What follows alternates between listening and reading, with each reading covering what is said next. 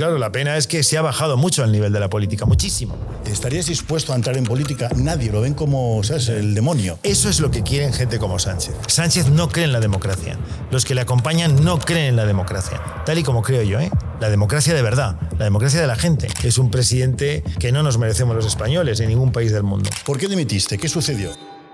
Dejo la presidencia de la Generalitat. La dejo en este mismo instante. Pues mira, dimití porque me acusaron de una falsedad absoluta y brutal. Inocente, completamente inocente de las barbaridades que durante estos años se han dicho de mí. Cuando aparecen estos partidos pequeños, se monta un guirigay que no hay quien se aclare. Ahora no estamos en el bipartidismo, ahora estamos en el ruido constante y permanente. Es porque no hay bipartidismo. Por eso, esta época tan degradada de la vida política en España puede servir muy bien como ejemplo de lo que no queremos los españoles. No es un problema del sistema, es un problema de la gente que hoy está al frente del sistema. Es un problema de la gente que no explica cómo funciona el sistema. ¿Realmente interesa quizás al PP que haya un Vox para estar más cercano al centro? ¿Qué tal? Muy buenas, un jueves más, estamos con todos vosotros en Cuéntanos tu éxito.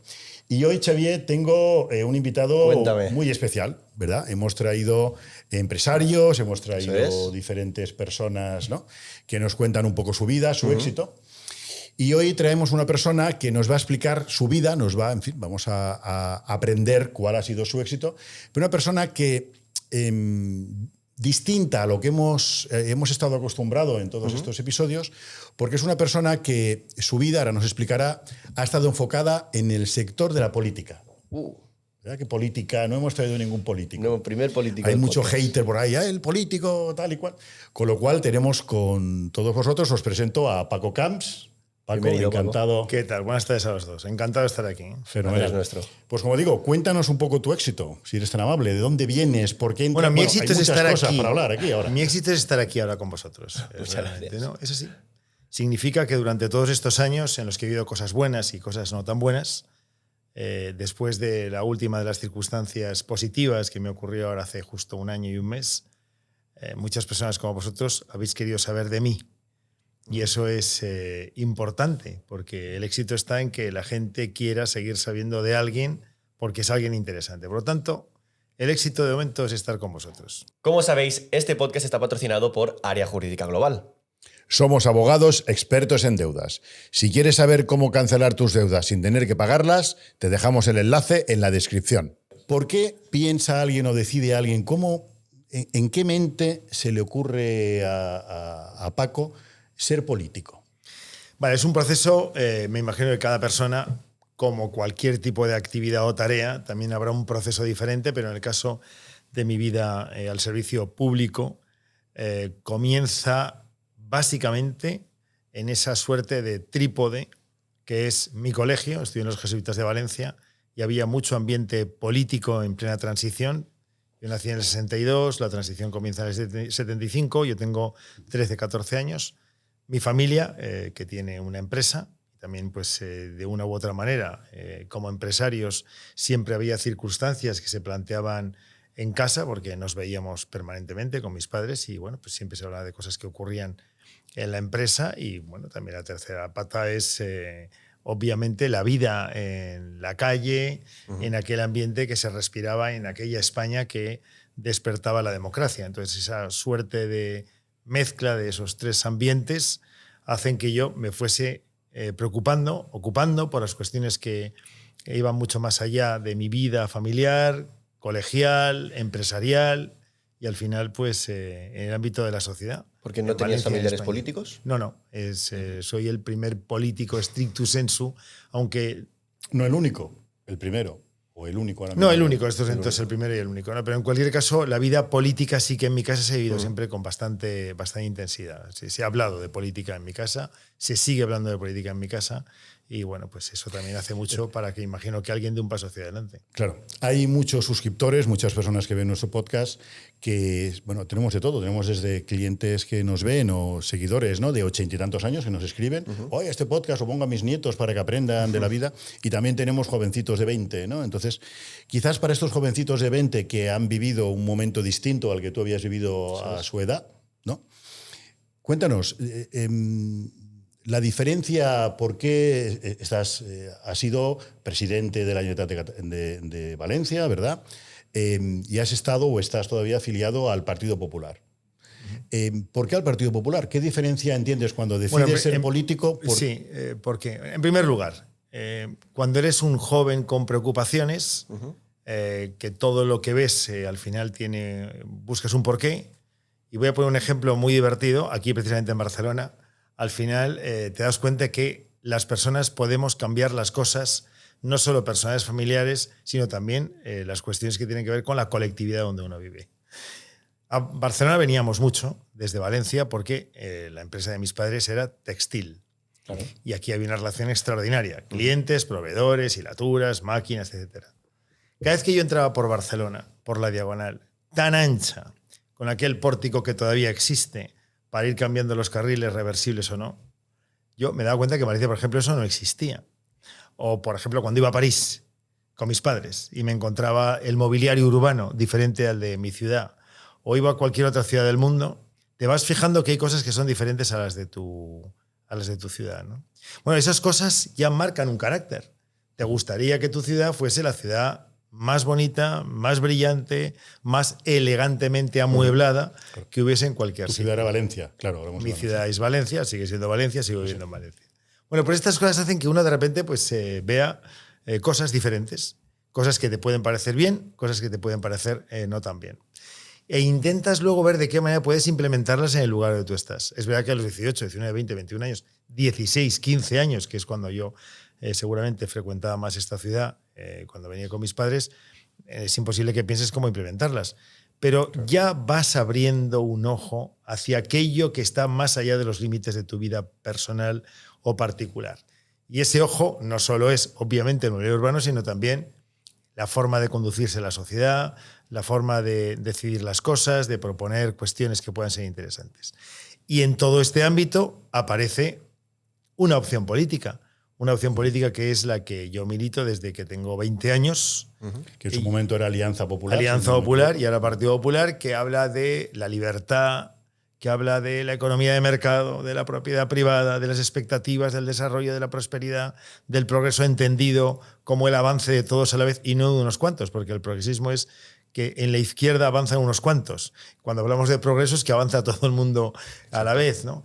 Bueno, pues todo eso, esa calidad que da unos principios sobre los que se basa un proyecto político como el que milito, es el que realmente me va la atención e intento no solo militar en este proyecto político, sino también ir aportando todo aquello que me parecía interesante. El hecho de venir de una familia empresaria, estabas más cercano, ¿no?, también a este partido político, ¿no? Es decir...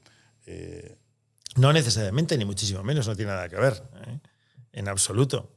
En este partido político milita todo el mundo. De hecho, es un partido que es mucho más amplio que cualquier otro partido político. Aquí hay personas que trabajan, otros que tienen empresas, autónomos, pequeños o medianos comerciantes, trabajadores para funcionarios, terceros, efectivamente, porque el Partido Popular es, creo que, la mejor expresión de la mejor España en todos los ámbitos, socioeconómicos como generacionales.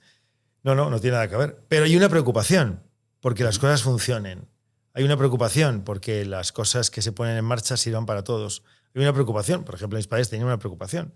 Todos los días poner en marcha la empresa, ir ampliando la plantilla, ir mejorando las condiciones de vida de todos los que forman parte de la gran familia de la empresa, etc. Bueno, pues hay una preocupación, hay una ocupación.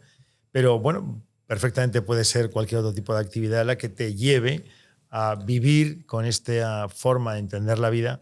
Por lo cual, tu motivación de joven, es decir, así como la mía en su momento, digo la mía, ¿no? Es decir, yo quería ganar dinero, venía de una familia pues, pobre y decía, yo quiero ganar dinero y sacar a mi familia de pobre, era una motivación, quizás demasiado egoísta. La tuya era el aportar, a través de la política que viste, ¿no?, aportar valor a la sociedad. Decir, oye, ¿cómo puedo aportar valor? Sí. El hecho de que la familia fuera económicamente más tranquila, más estable, no. No. Una empresa, un pequeño y mediano empresario de estabilidad, nada. Sí, claro. Cero.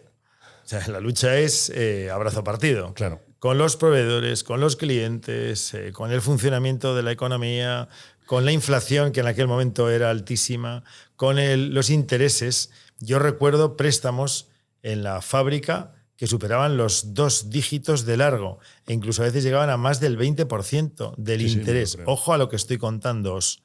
Sois un poco más jóvenes que yo y tal vez no recordéis la España de los años 80, pero los préstamos que los autónomos y los pequeños y medios empresarios obtenían de los bancos o de las cajas de ahorro a veces superaban, por préstamos del consumo, pues superaban el 20%. Hoy en día Cofidis va más del 20%. Nosotros demandamos todos los días por usura las tarjetas pues de crédito. Imaginaos, el 28, el 15, todavía. el 16, el 17, el 18% de interés del dinero que te llega. Correcto. Tanto, estabilidad, justo lo contrario. O sea, el tener o formar parte de una familia con una pequeña empresa significa estar todos los días, consejo de administración familiar, en el desayuno, en la comida y en la cena. ¿Y es compatible? Trabajando de lunes a domingo. Claro, Yo trabajaba y estudiaba, más que estudiaba y trabajaba. Yo hice la carrera de Derecho a la vez que trabajaba en la empresa, porque era una empresa familiar y ahí trabajábamos todos, mis hermanas, mis padres y yo.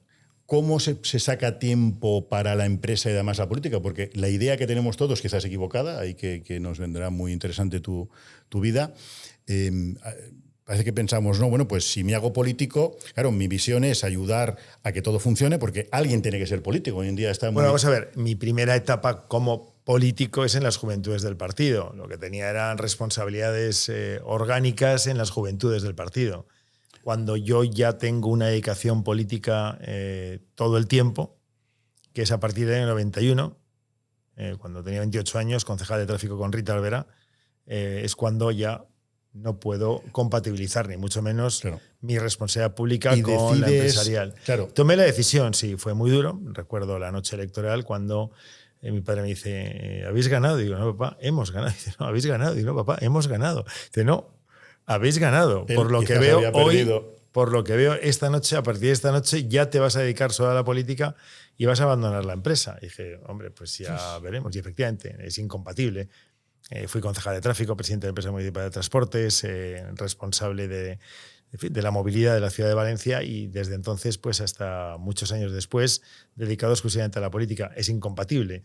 O estás concentrado en la tarea que corresponde al servicio a los demás o no puedes compatibilizarlo con cualquier otra tarea. Pero hasta el año 91, la carrera, un despacho de abogados de franquicia, de los primeros despachos de franquicia que se abrieron en Valencia, lo abrí yo en Valencia con 2 amigos. Una distribuidora con 19, 20 años de prendas de deporte muy famoso en aquel momento, zapatillas, chubasqueros, pantalones, no sé cuántos. Yo era muy deportista, he jugado siempre al tenis desde pequeño. Pero en cualquier caso, mucha actividad de tipo empresarial, incluso pues, algunas tareas más de tipo familiar, explotaciones agrarias. Pero bueno, al final todo eso se resume en que cuando llega el año 91 soy concejal, decido abandonarlo absolutamente todo y dedicarme a la política a pleno rendimiento. ¿Qué fue lo que te acabó de decidir? ¿El servicio a los demás? El servicio a los demás, contra la política. El posible dinero que pudieras ganar. Por supuesto, nada. No, porque además, entrando en política, salvo error, ¿no? Que ahora estábamos otro día comentando, ¿no? Te van a machacar, o sea, van a por ti, sí. O sea, que tiene una serie de debilidades también. Entrando en política tienes todas las posibilidades, efectivamente, de que haya una crítica feroz contra lo que estás haciendo. Pero también tienes la opción de poder hacer cosas interesantes para tus conciudadanos. Recuerdo los aparcamientos subterráneos en Valencia, recuerdo la ejecución del metro, recuerdo la ejecución del tranvía, recuerdo la ejecución de las nuevas cocheras de la empresa municipal de transportes, la compra de los primeros autobuses de plataforma lisa sin tener que subir escalones, el sistema de la explotación, el billete único para que el metro, el tranvía y el autobús fuese un mismo billete, pues no sé, millones de cosas, las marquesinas para la espera del autobús, millones de cosas que se pusieron en marcha en mi época de concejal. Y cuando veo la semaforización de la ciudad en su totalidad, la sala de pantallas para la organización del tráfico en Valencia, la puesta al servicio del tráfico de las cámaras que permiten saber en todo momento en dónde están los problemas más importantes de colapso o de tapón de tráfico en la ciudad. Bueno, pues todo eso, cuando lo ves, dices, valió la pena, este esfuerzo valió la pena, más otras cosas que luego me han ido sucediendo en la vida política. Es un valor incalculable. Poder tranquilamente pasear por tu ciudad y darte cuenta que aquello que pusiste en marcha hoy sigue siendo una realidad al servicio de la comodidad y el confort de tus conciudadanos. Y en esos años, que has comentado los años 80, ¿no? Porque yo siempre que hablo con mi padre de política, mi historia que yo tengo en mente es muy reciente y siempre se habla, ¿no?, de que era una época de muchas oportunidades. En ese momento has hablado de que Valencia era tu ciudad y querías traer pues, lo que viste en París, lo que viste en otras ciudades. En Barcelona. En Barcelona también. ¿Qué era lo que te llenaba para ir en el mundo político? Porque yo hoy en día, juntándome con mis amigos, con gente que tengo cerca, nadie tiene esa visión de cambiarlo desde la política. Pues hay que intentarlo, hay que comprometerse. Es una vocación irrefrenable, pero además el compromiso tiene que ser para intentar cambiar las cosas y mejorarlas. En el año 86-87, Samaranch dijo aquello de la Ville de Barcelona, los Juegos Olímpicos del 92. Debió ser 86-87. Yo me hice voluntario de los Juegos Olímpicos de Barcelona. Siendo concejal de tráfico, año 92, la antorcha pasaba por Valencia porque éramos su sede olímpica. El fútbol se jugó en Valencia hasta que al final, el último partido lo jugamos España contra Polonia en el Camp Nou y tuve la enorme suerte de estar ahí y ganamos en la prórroga.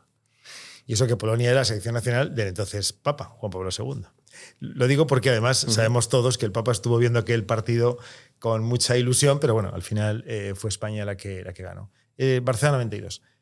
Barcelona 92 fue un ejemplo de una ciudad que se modificó completa y absolutamente para orgullo de barceloneses, de catalanes y de españoles. Todos los que veníamos por aquí, todos los que ayudamos a que eso fuese realidad, todos los que de alguna manera tuvimos la oportunidad de aportar nuestro granito de arena para aquellos Juegos Olímpicos, estamos súper satisfechos con lo que pasaba en Barcelona. La ciudad se transformó. Bueno, la transformación de las ciudades son apuestas de los ciudadanos, por supuesto, pero de políticos con visión. Valencia la transformamos también. Transformamos la ciudad de Valencia, además de hacer colegios y hacer hospitales y hacer equipamientos, infraestructuras o depuradoras. Quisimos cambiar la fisonomía de la ciudad. De lo que yo aprendí de la Barcelona del 92 o de la Sevilla del 92, que también tuve la suerte de vivirla de una u otra manera, la experiencia universal, también yo pude aportar, siendo político, siendo concejal o siendo presidente de la Generalitat, cosas interesantes para mi ciudad, para mi comunidad. Si no eres un político y tienes la capacidad de poder desarrollar esa competencia, todo aquello que tienes en la cabeza y en el corazón para mejorar las condiciones de vida de tus conciudadanos es imposible ponerlas en marcha. Solo desde la política se puede poner en marcha. ¿Qué hace falta? Políticos con vocación, con compromiso, con conocimiento, intelectualmente potentes, cultos, que sepan, que hayan viajado. Claro, pero hay que buscarlos, ¿eh? Hostia, bueno, no, claro que hay que buscarlos. Claro, la pena es que se ha bajado mucho el nivel de la política, muchísimo.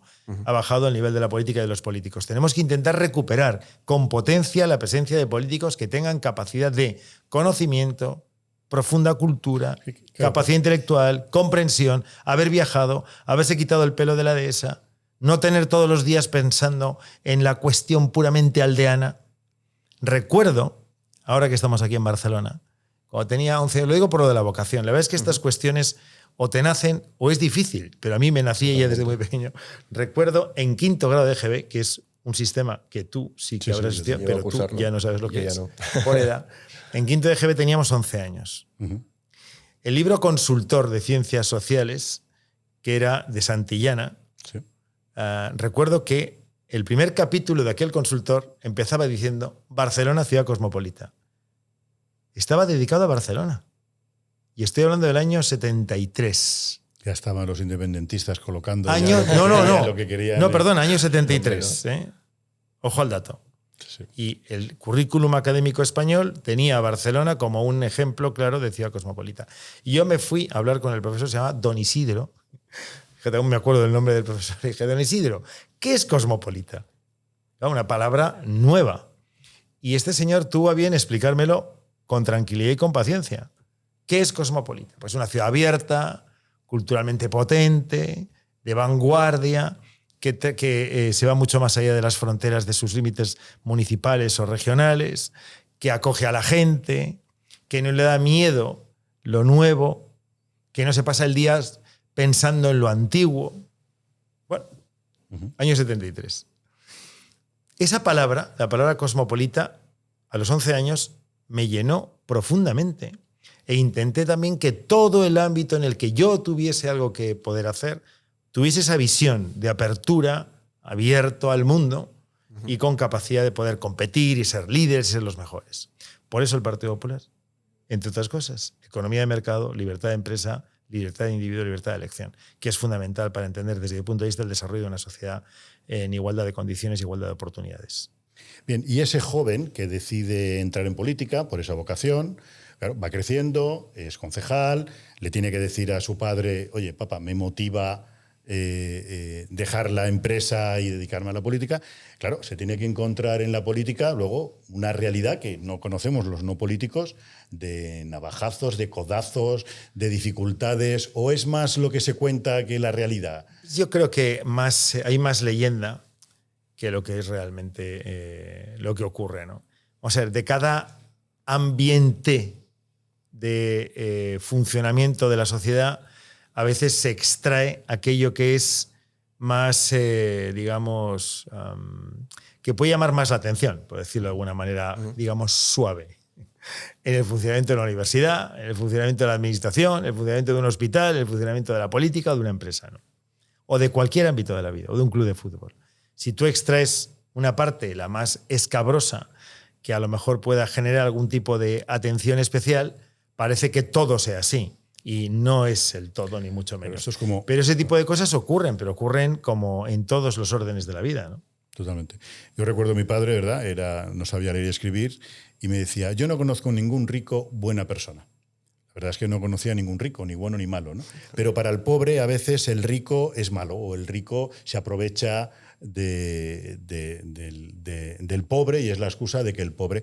Quizás también pensamos nosotros, ¿no? Los no políticos, igual que el pobre piensa que el rico es malo, a veces desde aquí se piensa porque estamos, no sé si es cansado o acostumbrados tristemente a hablar, ver en televisión política, y claro, las cosas buenas las damos por hecho, pero a escuchar temas pues, de corrupción, más hoy en día otra vez, de nuevo, estamos, completamente de acuerdo. ¿no? Dices, jolín, no hay nadie mejor para dirigir un país.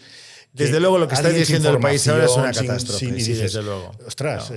Pero claro. O sea, la degradación, paradójicamente, la degradación se ha ido dando por la parte de arriba, ¿no? Yo creo que Pedro Sánchez es el ejemplo evidente, la degradación más absoluta, y todo lo que tiene alrededor es obviamente degradación. Es imposible que se apoye a alguien tan degradado moralmente como Sánchez, si no también es degradado moralmente. Por lo tanto, todos los que lo apoyan forman parte de esa degradación. Pero en las escalas, digamos, de la vida política, en ayuntamientos, en diputaciones, en algunas comunidades autónomas, administraciones autonómicas, hay un montón de gente extraordinaria que hace posible que todas las cosas funcionen y que se sigan haciendo cosas muy interesantes, pero queda tapado, realmente, queda tapado porque lo que tenemos encima, digamos, en el escalafón de la jerarquía política, es un presidente que no nos merecemos los españoles en ningún país del mundo. Pero en cualquier caso, hay un montón de gente que sigue haciendo posible que esta ciudad funcione, que la comunidad funcione, que el país funcione. Muchísima gente que se preocupa todos los días porque las cosas tengan algún tipo de sentido y que los problemas de la gente, los problemas reales, se vayan solucionando. Esta es una realidad incontestable. Desgraciadamente, hoy, en el debate político, muy concentrado sobre un grupo de personas determinado, porque además tienen una, digamos, perspectiva de trabajo muchas veces que nos da la sensación que no se corresponde con lo que tiene que ser la buena política, incluso la buena conducta, incluso la buena costumbre, incluso la buena ética o la buena moral. Pero ¿cómo cambiamos eso? Porque ahora mismo la percepción que tiene el cliente de a pie, ¿no? Preguntamos a cualquier persona de la calle, está cansada de política. Hemos preguntado a amigos nuestros, oye, ¿estarías dispuesto a entrar en política? Nadie, lo ven como, ¿sabes?, el demonio. Eso es lo que quieren gente como Sánchez. Hay que recordar que es fundamental que para una autocracia la gente tiene que abandonar toda ilusión por dedicarse a la política. Para un autócrata a lo mejor es cuando la gente dice esto no va a cambiar, no hay posibilidad, esto es un follón, esto no tiene salida. Eso es lo que mejor le conviene. Y esto que estamos comentando ahora, precisamente, esta abulia o apatía o desdén hacia lo político, es lo que mejor le viene al autócrata, porque entonces no tiene ningún tipo de barrera de presión en la sociedad civil que le exija hacer las cosas conforme corresponde. ¿Qué es lo que está pasando? Las sociedades civiles barcelonesa, catalana o española, en mi caso la valenciana, prácticamente están dilapidadas, porque la gente piensa que poner en marcha un proyecto que sea de reivindicación lógica a la administración, en este caso general del Estado, al gobierno de España, no vale para nada porque nadie va a escuchar. Hay que decirle a la gente que hay que dar un paso hacia adelante, que las cosas se solucionan cuando la gente se compromete y tenemos que hacerlo. Y también tenemos que exigir que nuestros políticos sean los mejores. ¿Quién lo exige? ¿Cómo lo exige? La sociedad. ¿Y cómo lo exige la sociedad? Vamos a ver, años 80. Era impensable en los años 80 que un político se pusiera delante de un micrófono ante un periodista y o no contestara, o contestara mal, o no supiese de un tema del que se le preguntaba. Había una suerte de moral colectiva que impedía que alguien llegase sin un nivel que corresponde para poder dirigir o poder razonar o poder debatir o poder hablar delante de la gente sin que tuviese el nivel que corresponde. Por propia cuestión de vergüenza torera, y valga la expresión tan taurina y española, muchos no daban el paso hacia adelante.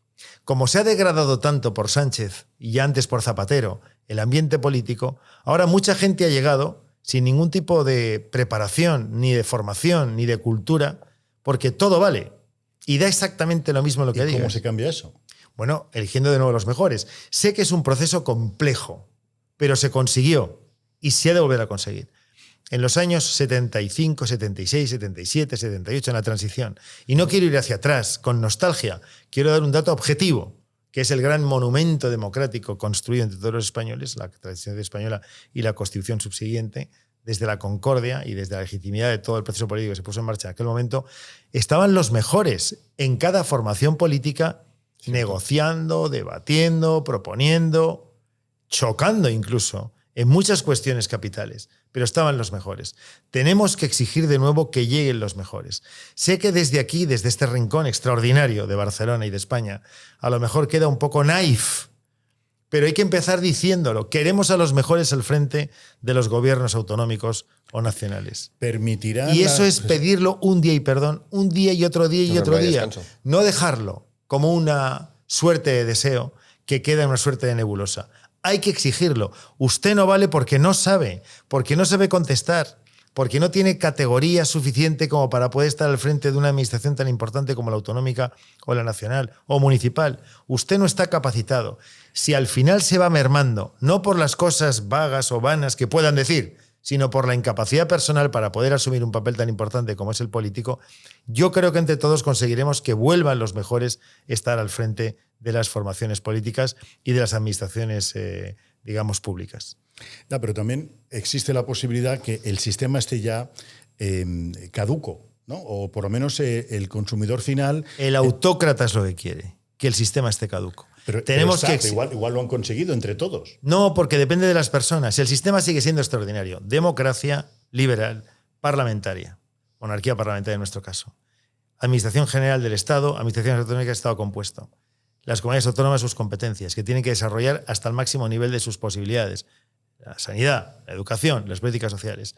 Las grandes infraestructuras en manos del Estado. El papel de España en la OTAN, en la Unión Europea, sí, en el mundo iberoamericano. Todo eso está consolidado. ¿Qué falta? Gente capaz de poder llevar este transatlántico tan extraordinario hacia adelante. Por eso no está en absoluto agotado el sistema. Están agotadas las personas que están dirigiéndolo porque no tienen capacidad para poder dirigir un proyecto tan importante como es España. Y ahí yo veo un problema, o sea, me encanta lo que escucho y sobre el papel ojalá me creo que fuera así, pero veo un problema en el que, y yo me represento en ese problema, me pongo a decidir, vale, ¿cuál es el partido que más me representa? Y obviamente estamos en un entorno en el que me voy a ir un poquito más para la derecha, pero tampoco veo un partido político que represente mis ideales. Has hablado de ser liberal. No creo que ningún partido de la derecha ni del centro represente ese liberalismo hoy en día en España como podría ser. El Partido Popular. Y yo soy liberal. Pues y conservador. Que presentarte presidente del gobierno o algo, porque si no... Vamos a ver, y lo hemos demostrado. Y no quiero de nuevo volver hacia atrás para volver a decir las cosas que hicimos desde un planteamiento de políticas liberales que se hicieron. Por ejemplo, España vivió desde el 96 al 2004, al 10 de marzo del 2004, vivió la mejor época de su vida desde el punto de vista del desarrollo económico, generación de empleo, incorporación de la mujer al mercado de trabajo, infraestructura, inversión extranjera, etc. Fue extraordinario. Fue un gobierno liberal y un gobierno reformista. Hace falta de nuevo poner en marcha un proyecto de estas características de seguridad. Pero al que invierte. Quizás igual que la Alianza Popular pasó a Partido Popular, igual ahora hay que llamarle Nacionalidad Popular. No, Partido Popular. Sí, tenemos el nombre. Tenemos el nombre. Y tenemos las ideas. Y tenemos el proyecto. Hace falta contarlo. hace falta dirigirlo, hace falta liderarlo, hace falta transmitirlo, estoy completamente de acuerdo. Pero no podemos abdicar de la responsabilidad de los ciudadanos de exigir que eso vuelva a ser así. ¿Por qué ocurrió? Ocurrió la concordia, la transición, la Constitución, ocurrió el desarrollo de las comunidades autónomas y la modernización de la administración del Estado, ocurrió las políticas liberales y reformistas. Tenemos la obligación de exigir que vuelva a ocurrir. Ocurrió que España era un país principal en la Unión Europea. España, el Tratado de Niza, consigue tener un papel preponderante, capacidad de veto, con las decisiones que tienen que ver con la Unión Europea. Aquello desapareció cuando llegó Zapatero. Conseguimos de nuevo hermanarnos con las naciones iberoamericanas, 600 millones de habitantes que hablamos el mismo idioma en el mundo, y conseguimos con la Organización de Estados Iberoamericanos de nuevo tener una política común de apuesta por la democracia y la libertad. De nuevo Zapatero claudica ante el castrismo, ante el comunismo de Cuba, claudica ante los proyectos bolivarianos de Venezuela y permite, por ejemplo, que como un reguero de pólvora aparezcan nuevas dictaduras en forma de democracias fracasadas en muchos países iberoamericanos. Y en España, desgraciadamente, si sigue esto así, vamos camino de democracia fracasada. Y la democracia no fracasa, fracasa en estos momentos quien la lidera. Y la sociedad tiene que exigir de los dirigentes que el camino tiene que volver a ponerse en el lugar donde tenía que estar y desde el que nunca tendría que haber salido. No se podía haber desenfocado nunca el camino como se desenfocó en ese momento. Pero entre todos, al final, los que ganabais antes, los que ganan ahora, los que están... Al final, yo creo que se ha conseguido, mucha gente me lo comenta, una pequeña desilusión, ¿no? O sea, entendemos que hacen falta políticos, es importante. Alguien tiene que dirigir el país, esencial. Tu ciudad, es importante. Nadie quiere entrar, da una sensación, con todos los respetos, de lo que decimos, ¿no? Igual que al empresario nos ven, pues el empresario tiene pasta y es el malo, ¿no? También pueden ver al político como el posible corrupto. Porque sí, no, en todos los partidos ha habido corrupción del PP, ha habido corrupción del PSOE, ha habido corrupción... Sí, está claro. Claro, o sea, no del PP, no del PSOE, de personas. Que están, pero indirectamente mancha la imagen del partido. En esta ciudad ya. Claro. Convergencia y Unión ha desaparecido como partido político. Sí, todos, para y que al final... El PNV tiene lo que pasa, como los nacionalistas vascos tienen una suerte de patente de corso y lo que pasa allí, nadie se entera de lo que ocurre, pero el PNV tiene una playa de personas que también han caído en este lío. Y todos los partidos. Sí. Pero no es un problema de los partidos políticos, es un problema de personas que en este ámbito también la hay en la universidad. También la hay en el mundo sanitario. También la hay en el mundo de la empresa. Claramente. Donde hay un humano, hay una opción de... Es verdad que en este caso estamos hablando del dinero público, de la administración pública y de la puesta en tela de juicio de la democracia y de nuestro sistema político, que es lo grave que se le añade cuando este tipo de comportamientos se dan en la política, desde luego. Pero los partidos políticos no son en sí nada más que instrumentos de participación de la gente. No son en sí ningún tipo de instrumento para una cosa que sea mala, sino que son instrumentos para cosas que tienen que ser buenas. Pero también forma parte de una parte determinada y pequeña de la realidad, como decía antes, de políticos que en tantos lugares de España hacen posible que las cosas funcionen. Claro, pero a eso me refiero. O sea, volvemos nuevamente a tu vida. Hoy en día estamos viendo... Bueno, pues que alguien debería dimitir. O sea, el concepto dimitir, ¿no? Que es como el chiste. Yo dimití. Claro, ahí voy, ahí quería entrar, ¿no? Pero es como el chiste, ¿no? Que le dicen a un político, dimite, dice, mite. No, dimite, no, dimite. Aquí yo no dimite dimití. Nadie. Ahí voy. ¿Por qué dimitiste? ¿Qué sucedió? Dimití, pues mira, dimití porque me acusaron de una falsedad absoluta y brutal. Se ha demostrado que brutal por falsa. Lo ínfimo y salvaje. Lo ínfimo de la causa de haber sido cierta, que no era cierta. Y la salvaje presencia mediática y política y social. Para acordarnos todos el tema de los trajes. Efectivamente. ¿no? Esto es. Pero fíjate, una cuestión tan nimia, falsa, que hoy se demostró luego que era falsa. ¿Qué costaban esos trajes? Bueno, no me acuerdo. Pero, 200 pero euros. En cualquier caso, la cuestión tan nimia, tan absurda, convertida en una cuestión de categoría nacional. La persecución fue brutal. Pese a esa cuestión, durante 2 años que llevé a rastras, me presenté a las elecciones del año 11, gané por mayoría absoluta, el mayor número de diputados autonómicos de un partido político en la Comunidad Valenciana en toda la historia, y el 20 de julio dimití. Dimití para defender mi honorabilidad, sin el aparato de la administración a mi alrededor. Dimití para no llevar al presidente de la Generalitat al banquillo, por una cuestión nimia, que por cierto, si hubiese sido condenado, podría haber continuado siendo, porque no llevaba pareja la inhabilitación para el cargo público. Era una multa de unos cuantos miles de euros a todo esto. Fíjate de lo que estamos hablando. Dimití porque mi partido se presentaba como candidato Rajoy con todas las opciones de ganar las elecciones generales 3 meses después de mi dimisión. Y yo no quise que la cuestión personal significase ningún tipo de reparo en la campaña electoral de Rajoy para poder ser presidente del gobierno, al que yo había apoyado en Valencia en el año 8 para que siguiese siendo el presidente del partido. Fui uno de los líderes regionales que apoyó a Rajoy para que continuase, después de perder las elecciones de marzo del 8, como candidato, o sea, como presidente del Partido Popular y por lo tanto candidato a la presidencia del gobierno, como así fue, y además ganó el premio absoluta. Yo asumí esta, digamos, situación tan compleja, injusta y brutal, pero asumí que de igual manera que yo había tenido la oportunidad de ganar las elecciones, de igual manera tenía que tener yo, estar a la altura, digamos, de las circunstancias y dejar de ser presidente de la Generalitat a favor de la Generalitat, a favor del partido y a favor de mi honorabilidad. ¿Volverías a hacerlo? Sí, claro, por supuesto. Por supuesto. Pese a que nadie lo hace. Claro, es que esto es lo que nos sorprende a todos, pero... ¿no? Es decir, hubo alguien, hay quien dice, no dimito porque no soy culpable, que es una excusa fabulosa, ¿no? Al revés, tú dijiste, no soy culpable, pero para no involucrar, dimito. Esto a mí me sorprendió mucho. Y me defiendo mucho. sin el aparato de la administración autonómica, porque claro, sí, todo esto de ser presidente y tener todo lo que significa alrededor del presidente de la Generalitat Valenciana a ser pues el ciudadano Camps que se sienta en el banquillo para defender su honorabilidad, pues en fin, es un salto, digamos, psicológico, digamos, anímico, bastante interesante. Pero lo hice porque yo pensé y pienso que reforzaba la institución, la democracia y también, de alguna manera, lo que significan los valores del Partido Popular. Has ganado todo, se demuestra que yo... 15 años. 15 años. Es que la justicia, 10 causas. desde el momento que es lenta... 100 jueces, no jurados y magistrados. 600 testigos. 600.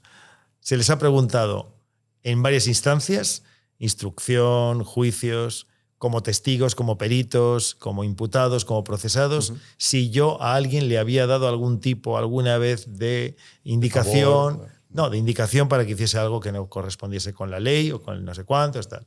600 personas durante 15 años y todo el mundo respondió siempre lo mismo. No, nunca, jamás.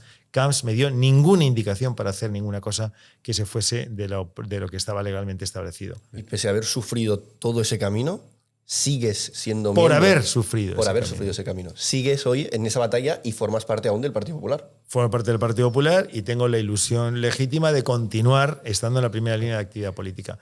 No pese, sino por. Creo que tengo la enorme suerte, preferiría no haberlo pasado, pero tengo la enorme suerte de haber pasado todo este trance tremendo y esa experiencia poner al servicio de nuevo de una actividad política que me parece extraordinaria si tengo la oportunidad de poderlo hacer al servicio de mi partido y de mis conciudadanos. Vuelves otra vez, dices, bueno, he ganado, vuelvo. ¿Te encuentras que tu sitio ya está ocupado por otros y quizás hayan algunos codazos del mismo partido, alguien que ya tiene tu posición, para que no te coloques, pues normal, eso pero no por ser el PP, porque es lógico, pasa, ¿no? Forma parte de la ahora vida. Viene este señor con fuerza, ostras. Eso forma parte de la vida. Pero bueno, bien, uno asume que cuando está en esta situación pasan estas cosas y no pasa nada. Lo asumo deportivamente, si me permites el símil. ¿Volvería a pasar entonces que si un partido contrario, una vez que vuelvas, bueno, en fin, ¿no? Tienes talento suficiente, desde luego, y para que la gente te vote, ¿no? O sea, eso está claro que si te permiten llegar, seguro que sí, a donde corresponda, habrá mucha gente que te vote, eso está clarísimo. Pero, claro, si a la mínima que te dicen algo vuelves a dimitir, claro, ya. No que me dicen. Aunque, bueno, se abrió un proceso. Ya, pero podría volver a abrirse. No. Bueno, claro. Bueno, pero, me refiero porque si van a por ti, ¿qué es el concepto de política? No, pero bueno, si van a por ti, luego se demuestra que no lo eres. No, pero esto lo abrió un fiscal general del Estado. Pero puede salir otro. Pero fíjate quién fue.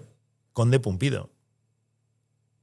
Ojo al dato. ¿Quién es Conde Pumpido? El presidente del Tribunal Constitucional que aprueba nada más y nada menos que la ley de la amnistía es constitucional. Ojo al dato. Ese es el fiscal que me persiguió. Conde Pumpido. Garzón, condenado por prevaricación y expulsado de la carrera judicial, fue el juez instructor. Y el último juez que tuve instructor nada más y nada menos que había sido director general de Justicia con Zapatero. Por lo tanto, un político. Dicho esto, gracias a Dios, en todos los procesos, al final se demostró que lo que yo decía era verdad, que ganó, en este caso, justamente lo que yo entiendo es la honorabilidad del cargo de presidente de la Generalitat y la honestidad de una persona que asume la responsabilidad de ser político. Y por todo lo que me ha pasado, creo que tengo también una suerte de, no de obligación, pero sí de ocupación, para intentar que esto no vuelva a ocurrir nunca más en la historia de España. Que nadie vuelva a ser perseguido de la forma tan ignominiosa como yo lo fui. Y desde luego yo haré todo el esfuerzo posible para que eso sea así. ¿Tu voluntad es ser político solo en Valencia o entiendo que donde corresponda que puedas aportar valor? Si corresponde de ministro, de presidente del gobierno, donde corresponda que puedas aportar valor. Exacto. No nos centramos en Valencia. Nos centramos en el Partido Popular y en el desarrollo de una tarea política que para mí es como irrefrenable el ponerla en práctica. Pero bueno, eso ya forma parte de la vida interna del partido y las expectativas que pueda haber. Me preguntan muchas personas, ¿no? Nos dicen, oye, el bipartidismo, ¿no? Cuando dijo Franco, lo dejo todo atado y bien atado, ¿no? Y también atado, como que parece, que está creado para que no puedan entrar fuerzas políticas nuevas, que lo tengan muy complicado, como para que al final se reparta el PP y el PSOE, ahora te toca a ti, ahora a mí, o sea, como si fuera una especie de... Es lo que piensa mucha gente, como digo, ¿no? Que nos escuchan y a veces, ¿no? Cuando puntualmente, que es la primera vez que hablamos con un político, ¿no? Pero puntualmente hablamos de algo de política, pues haters salen, ¿no? Diciendo, madre mía, la política, qué fea es. Pero puedo repetir, es importante, hacen falta políticos. Luego se crean otros partidos. Se crea Ciudadanos, me gustaría que nos explicaras cómo ves tú qué pasó con Ciudadanos. Se crea Vox, se crean las izquierdas radicales. ¿Realmente interesa quizás al PP que haya un Vox para estar más cercano al centro? ¿O crees que Ciudadanos era realmente la parte de centro para igualar de alguna manera, para que no sea solo un bipartidismo? ¿Qué crees de estos nuevos partidos que han salido, que luego han vuelto a tener problemas, ¿no? Lo que creo es que ha pasado lo que tenía que pasar, que desaparezcan. Porque el sistema está... no es que esté, construido para que haya solo dos partidos, sino que la democracia liberal requiere alternancia y estabilidad. Alternancia significa que uno gobierna y otro hace oposición, pero en el que gobierna no puede estar siempre gobernando. En algún momento la gente se cansa de quien gobierna y vota al otro partido. Y estabilidad. El que gobierna tiene que gobernar y el que hace oposición tiene que hacer oposición. Cuando aparecen estos partidos pequeños, se monta un guirigay que no hay quien se aclare, porque al final son sensibilidades, llamadas por ellos sensibilidades, son legítimos intereses personales o grupales para intentar luego influir en alguna cosa, luego no influyen absolutamente en nada, son contraprestados por quien está gobernando y se acabó esta historia.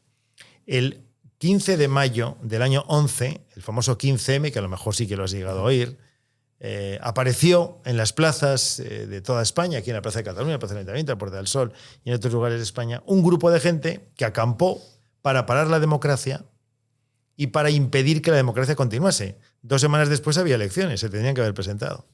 De ahí surgieron unos partidos radicales, antisistema, antidemocráticos, antilibertad, que es Podemos, que es Sumar, que todo este lío, las mareas, todo este follón.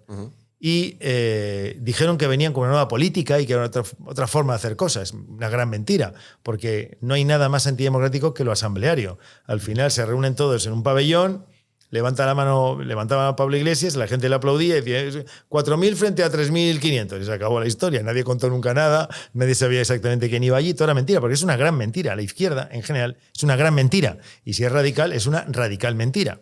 Bueno, el caso es que en el caso de Ciudadanos, por ejemplo, pues todo aquello provocó que, como había salido la izquierda rampante, radical y brutal, pensaron algunos que el centro moderaba, y además aquí desde Barcelona moderaba a los nacionalistas e independentistas, y una forma de ser un poco felices y de tocar el violín. Nos dimos cuenta que no quería tocar el violín, quería tocar el poder, como fuese. Y se convirtió en un producto de poder que lo que hizo fue romper el centro-derecha, que es para lo que nació. Ciudadanos fue una apuesta de alguien para que el centro-derecha no ganase por mayoría absoluta. Y lo consiguieron. De la radicalidad de la extrema izquierda, que es la extrema mentira, se radicaliza por parte del Partido Popular, una parte que pretende que como el Partido Popular no puede ocuparse de la extrema radicalidad de la izquierda, tiene que haber extrema radicalidad por la derecha. Porque al final los extremos se necesitan, se dan la mano y son uno consecuencia del otro. El padre de la extrema derecha es la extrema izquierda y el padre de la extrema izquierda es este lío que se montó para intentar parar la democracia. Fijaos el lío en el que nos hemos metido. Ciudadanos ya ha desaparecido, por suerte para la democracia, y yo estoy convencido que al final el Partido Popular volverá a ser el partido central. Cuando digo central no es de centro, que también. El partido central, el de la moderación y el del sentido común. Y que gane por mayoría absoluta, porque es muy importante que lo sea para que no tenga que estar de nuevo cogido por un grupo pequeño de gente que al final solo buscan su propio interés personal. Y hace falta durante 4 años que los que gobiernen con fuerza, gobiernen responsablemente, que la gente sepa que si hace algo es porque cree que debe hacerlo y si no lo hace es porque cree que no debe hacerlo y es el responsable de hacerlo y de no hacerlo. Y 4 años después que la gente se lo demande. ¿Por qué ocurre ahora? Que los que gobiernan como gobiernan con 400, no, es que el número 399 me dice que no puedo hacerlo. Y nadie se responsabiliza absolutamente de nada. Y el dirigente tiene la obligación de responsabilizarse del 100% de las cosas. Por eso el bipartidismo. El Partido Popular recoge todas las corrientes centristas, reformistas, liberales, conservadoras y humanistas cristianas, y la izquierda recoge la socialdemocracia y unos cuantos que estaban en la radicalidad antidemocrática, por ejemplo el Partido Comunista, y de repente se dieron cuenta de que el Partido Comunista no iba a ninguna parte, porque el Partido Comunista, fijaos, la historia del Partido Comunista y del comunismo en el mundo, qué tragedia, Cuba, Venezuela en estos momentos, Corea del Norte, eso es el Partido Comunista. Bueno, pues entonces tienen que ir hacia el Partido Socialista, que es un poco el de la moderación. ¿Qué ocurre cuando esto no ocurre? ¿Qué ocurre cuando no hay bipartidismo? Pues ocurre que desaparece en parte el funcionamiento normal de la democracia. En el Reino Unido, Partido Conservador, Partido Laborista. En Alemania, el SPD y la CDU junto con la CSU de Baviera. ¿Qué ha pasado en Italia? Que ya no hay partidos políticos. Un lío espectacular. Menos mal que les ha aparecido una dirigente que era más radical y ahora es más moderada, que es Meloni, etc. ¿Qué está pasando en Francia? Que no hay partidos políticos. Uno de los países centrales, capitales, fundamentales, esenciales de la Unión Europea, que es Francia, hoy no tiene gobierno, porque Macron no tiene partido y los que aplauden a Macron son de otro partido. Porque, como bien sabéis, la Asamblea Francesa es un lío ahora también espectacular. Desapareció el RPR, desapareció el Partido Social francés, incluso desapareció el Partido Comunista francés. Entonces, todo este lío, entonces este mare magnum, ¿quién gana? Quienes no creen en el sistema democrático. ¿Y quién gana? Quien se aprovecha de la buena gente, especulando sin parar, porque no hay nadie mandando ni ordenando.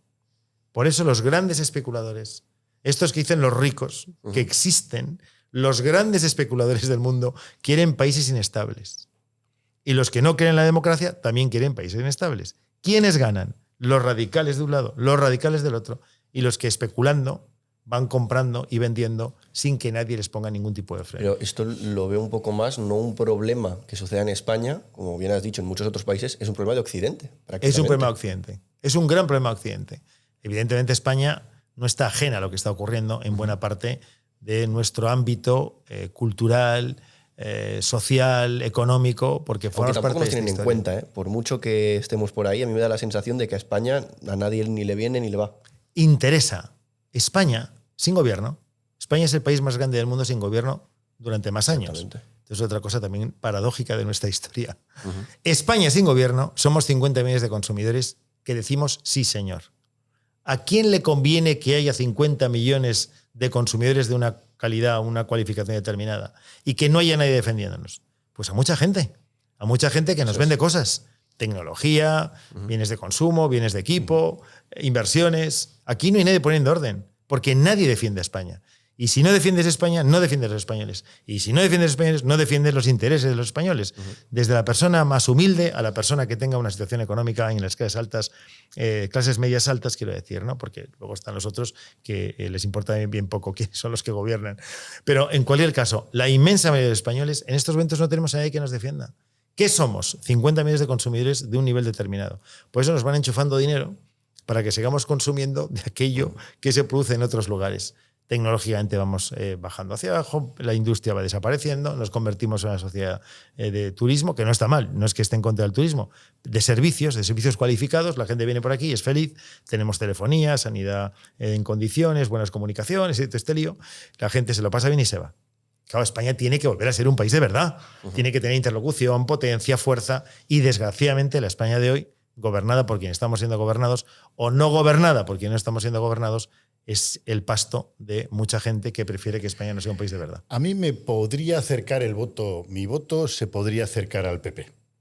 Pero yo necesito una tranquilidad de un cambio, necesito un control, necesito tener la sensación de que los propios políticos deciden poner un control y que el pueblo pueda ver realmente dónde se gastan nuestros impuestos.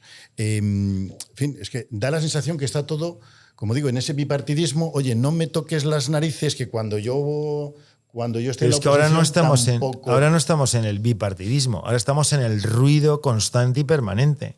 Cuando hay bipartidismo tranquilo y sereno, los debates en el Parlamento Autonómico, aquí en el Parlamento Autonómico de Cataluña, en el Parlamento Autonómico Valenciano, en el Parlamento Autonómico de Madrid, o en el Parlamento Nacional, o en el hemiciclo del Ayuntamiento de Valencia o del Ayuntamiento de Barcelona, los debates se escuchan. Pero llevamos muchos años en donde no se nos permite escuchar el debate sobre el dinero, dónde se han gastado en el Paseo de Gracia, si han asfaltado o no asfaltado la calle, o si el transporte público ha mejorado o no ha mejorado. Me interesa ese ruido. Porque claro, sin bipartidismo, ¿eh? El ruido hoy es porque no hay bipartidismo. Impide que la gente sepa exactamente si funciona o no funciona bien. Por ejemplo, el apagón de hace unas cuantas semanas. Es increíble que todavía no sepamos qué ha pasado, ni cuál es la solución ante una posible circunstancia similar a lo que ocurrió. ¿A quién le interesa? A los del ruido. Y ahora vivimos una situación de no bipartidismo. Esto también es interesante que la gente lo sepa. Ahora estamos viendo una situación de no bipartidismo. ¿Qué prefieren ustedes? Normalidad, alternancia, estabilidad y poder escuchar lo que está pasando en el Parlamento español. Cuando se habla de cosas que realmente nos preocupan, el dinero, los impuestos, el gasto, la inversión, si vienen, si no vienen. ¿Sabéis vosotros que el gobierno de España tenga un plan energético a corto o medio plazo? ¿Sabéis vosotros si España tiene un plan de infraestructuras a corto o medio plazo? ¿Sabéis vosotros si España tiene un plan de equipamiento y mejora del sistema de salud o de educación en nuestro país? Pues hubo autovías, alta velocidad, inversiones en materia, por ejemplo, de renovables. Hubo planes cuando había bipartidismo. Desde que no lo hay, no hay un plan de nada. Cero. Cada día intentar salvar el obstáculo que alguien te ponga por medio. Por eso, esta época tan degradada de la vida política en España puede servir muy bien como ejemplo de lo que no queremos los españoles, el lío en el que estamos metidos, el Parlamento de Cataluña o el Parlamento Nacional. En el lío en el que estamos metidos. No puede ser. No puede ser que nadie se responsabilice de nadie. Claro. No puede ser que cada control del gobierno... en la población también pues ese desasosiego, esa falta de motivación. Cui prodest. ¿A quién le beneficia todo esto? No, claro, a quienes están en el poder. Sí. A quienes no. Desde luego, al autócrata. Seguro. El autócrata, por supuesto, porque está en el poder. Va con el Falcon y se lo pasa muy bien. Pero además, ¿a quién beneficia? A quien no cree en la democracia. Están encantados. El de Podemos, el de Sumar, el de Esquerra Republicana de Cataluña, el de Bildu. Están encantados porque no creen en la democracia. Como no creen en la democracia, pues entonces les viene fenomenal el lío en el que estamos metidos. Uno dice un exabrupto un día, otro dice un exabrupto el otro día, luego se hacen un no sé qué de TikTok, luego se hace una cosa en Instagram, luego una cosa en YouTube, luego tal, y se acabó. Y van pasando los días. Y la sociedad cada vez más debilitada como proyecto colectivo de nación que tenga capacidad de exigir a quienes gobiernan cosas que puedan ser interesantes para todos. La frase, y no te lo tomes mucho menos, sabes que lo decimos desde el cariño, esa frase típica que dicen, no hay pan para tanto chorizo. ¿Cómo puede ser que España tenga más políticos que otros países cuando igual estamos... Primero que no creo, el sinónimo no me parece el más acertado, pero en cualquier caso lo has dicho, está fenomenal, porque lo dices tú, pero vamos, yo no lo creo en absoluto. Vamos a ver. ¿Queremos ayuntamientos o no queremos ayuntamientos? Sobre el papel, sí. Entiendo que sí. ¿Queremos que los ayuntamientos estén gobernados por los funcionarios o queremos que haya políticos elegidos por el pueblo que gobiernen los ayuntamientos? Políticos elegidos por el pueblo. Ya tenemos unos políticos, ¿no? Vale. No, si son necesarios. Creemos en las... No digo necesarios. Sí. ¿Queremos en las Españas autonomías o no queremos en las Españas autonomías? Yo creo. Vale, Tú a lo mejor no, pero bueno, yo creo. Y muchos españoles queremos. Bueno, bien. Para que haya Españas autonomías, bien, sí. ¿Queremos que la administración autonómica esté gobernada por funcionarios y por técnicos o que haya políticos responsables de poner en marcha aquello que los ciudadanos han votado? Lo segundo, ¿no? Entiendo. Muy bien. Entonces tenemos que elegir un parlamento, porque sin parlamento no hay control, ¿de acuerdo? Porque el parlamento de Cataluña no está para montar líos de independencia, está para controlar al gobierno que hace colegios y hospitales en Cataluña, por ejemplo, ¿no? En el ruido nadie se preocupa ni del colegio ni del hospital. Pero bueno, para eso queremos a los políticos. Creemos en un sistema democrático con 2 cámaras, que una representa a la soberanía nacional, que es todo el Parlamento, pero bueno, y otro representa stricto sensu a los territorios de España, que es el Senado, como que prácticamente en todos los países democráticos hay dos cámaras, la Cámara Baja, la Cámara Alta, la Cámara Baja representa. También habría que analizar si es posible esto. Pero bueno, podría ser unicameral, pero bueno, es bicameral, lo dice la Constitución, y además es una tradición de la democracia parlamentaria que nace igual ahora no fundamentalmente. Toca, podría ser, ¿no? Podría ser, pero al final estamos hablando de 200 senadores, pero no pasa nada tampoco. Es otro tema. También es verdad que tenemos 150 diputados. En términos de Francia o Inglaterra, a lo mejor España tendría que tener 500 diputados, y los tenemos repartidos en 2 cámaras, que es el Parlamento Nacional, Senado y Congreso de Diputados. Pero en cualquier caso, ¿los queremos o no los queremos? ¿Y queremos votarles? Sí, pues tanto, ya tenemos a los parlamentarios. Por lo tanto, cuando dicen, sobran políticos, bueno, ¿dónde son los políticos? A lo mejor, en vez de que el Congreso tenga 150 diputados, podría tener 200, pero si ya Soria está sobrerepresentada con 2 diputados y Barcelona está infrarrepresentada con 33 diputados, entonces diríamos, si quitamos 100 diputados, ¿de dónde los quitamos? ¿El de Soria o los de Barcelona? ¿De dónde lo quitamos? Soria no está representada si quitamos 50 diputados. Entonces, tenemos un sistema muy equilibrado. No es un problema del sistema, es un problema de la gente que hoy está al frente del sistema. Es un problema de la gente que no explica cómo funciona el sistema. Y es un problema de aquello que hace que haya tanto ruido que imposibilita que el político pueda contarle a la gente las cosas que realmente preocupan. Volvemos al ruido. No vivimos hoy un sistema bipartidista. Vivimos un sistema multipartidista. ¿Estamos hoy atentos a lo que ocurre con el transporte público de Barcelona? No. Estamos atentos a lo que pasa todos los días en el Parlamento español. ¿Estamos de acuerdo? Por lo tanto, el ruido, cuando no hay bipartidismo, imposibilita que la gente pueda saber qué está pasando con su dinero, que era la pregunta que me hiciste al principio de esta reflexión que hemos hecho tan general. Suelen decir que las comparaciones son odiosas, ¿no? Pero viendo a un país hermano como es Argentina y la figura de Milei, que ha salido hace muy poco, vemos también un poco de luz al final del túnel, de decir, podríamos tirar un poquito por ahí. ¿Cuál es tu pensamiento acerca de Milei? Que no llegue Kirchner.